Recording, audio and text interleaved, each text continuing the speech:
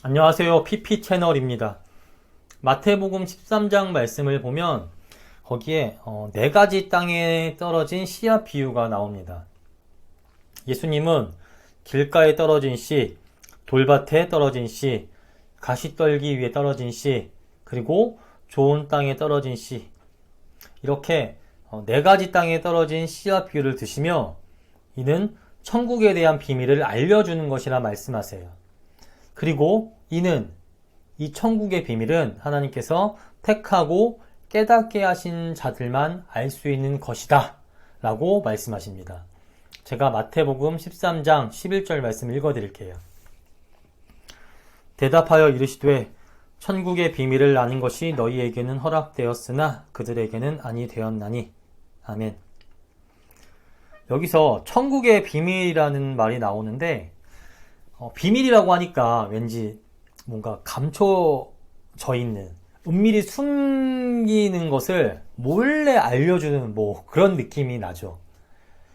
근데 사실 이 비밀은요, 정확한 번역이 아니에요.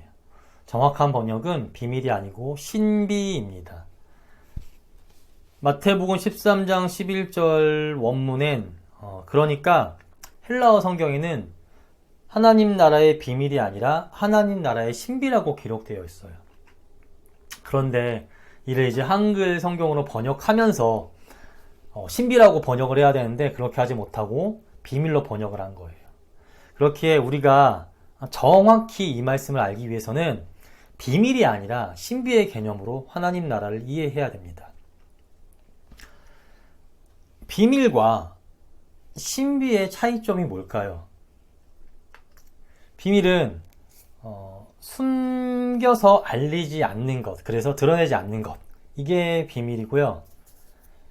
신비는 보여주어도 알려주어도 우리 인간이 가지고 있는 보통의 생각이나 이성으로는 도저히 이해할 수 없이 신기하고 묘한 것을 말합니다.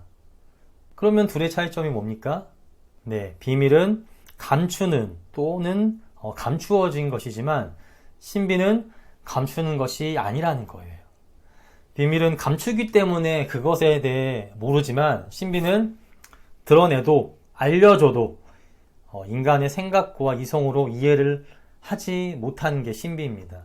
그렇기 때문에 마태복음 13장 11절에서 말하는 천국의 비밀은 비밀이 아니라 신비의 개념으로, 그러니까 천국의 신비로 번역해야 더 정확히 이해할 수 있어요. 그러면 예수님께서 제자들에게 천국에 대한 가르침을 주신 것은 꽁꽁 숨겨서 다른 이들에게는 절대 가르쳐주지 않는 그런 천국에 대한 비밀을 제자들에게만 특별히 은밀하게 알려주신 게 아닙니다.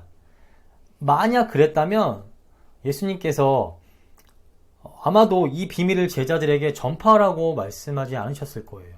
왜냐? 비밀이니까요. 비밀이 새어나가서 이제 다른 사람도 알게 되고 모두 다 알게 되면 이제 그건 비밀이 아니잖아요. 근데 복음이 전파됨으로 인해 이 천국에 대한 비밀을 온 세상이, 그리고 우리도 이제 알게 되었습니다. 그래서 천국의 영생에 대해, 그리고 하나님 나라에 대해 우리도 어느 정도는 알게 되었단 말이죠. 그러니 예수님께서 제자들에게 알려주신 천국에 대한 가르침은 비밀이 아닌 거예요. 비밀로 봉인되고 감추어진 것을 그들에게만 예수님이 은밀히 가르쳐 주신 게 아니라 신비한, 모르는 사람은 들어도 그 의미를 알 수 없고, 반대로 아는 사람이라 해도 들으면 들을수록 놀랍고 신기한, 더욱더 풍성해지는 하나님 나라의 신비를 예수님께서는 가르쳐 주신 것입니다.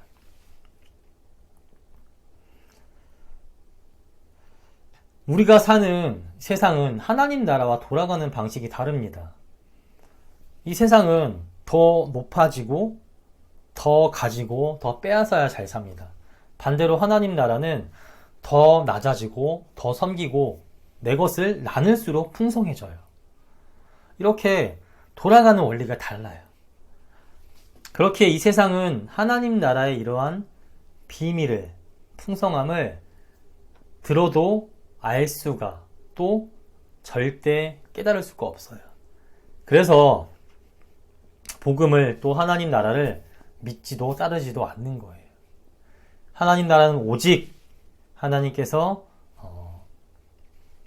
택하시고 깨닫게 하신 자들만 알 수 있는 놀라운 신비입니다. 그래서 예수님께서는 마태복음 13장에서 이렇게 말씀하셨어요. 천국의 비밀을 아는 것이 너희에게는 허락되었으나 그들에게는 아니 되었나니.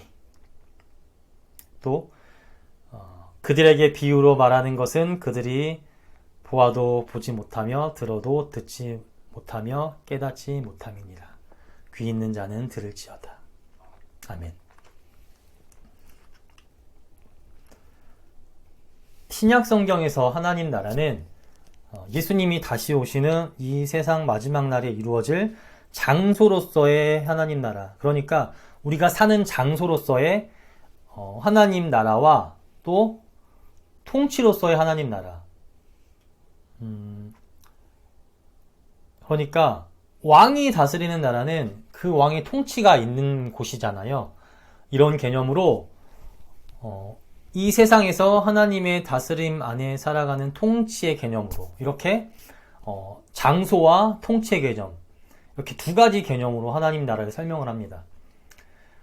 예수님이 말씀하신 네 가지 땅에 떨어진 씨앗 비유에서도 우리는 이를 엿볼 수 있어요. 예수님께서는 비유를 통해 마음밭이 좋은 사람에게 하나님 나라의 말씀이라는 씨앗이, 복음의 씨앗이 심기면 그 안에서 풍성히 열매 맺게 되고, 그런 사람은 이 세상의 삶 가운데 하나님 뜻대로 온전히 순종하며 행하기 힘쓰기에 통치로서의 하나님 나라를 온전히 풍성히 누리게 된다고 말씀하세요. 그러므로 비록 이 세상의 기준으로는, 세상의 기준을 따르지 않고 하나님을 따르니까 세상에서 살아가기 불편하거나 또 힘이 들거나 믿지 않는 자들이 이상하게 볼 수는 있으나 이와는 비교할 수 없이 훨씬 너무나 좋은 하나님이 주시는 하나님 나라의 평안과 풍성함을 누리게 됩니다. 그리고 이런 사람들은 마지막 날에 이루어질 장소로서의 하나님 나라, 썩어짐이 없는 영원한 하나님 나라에서 천국 영생을 누리게 됩니다.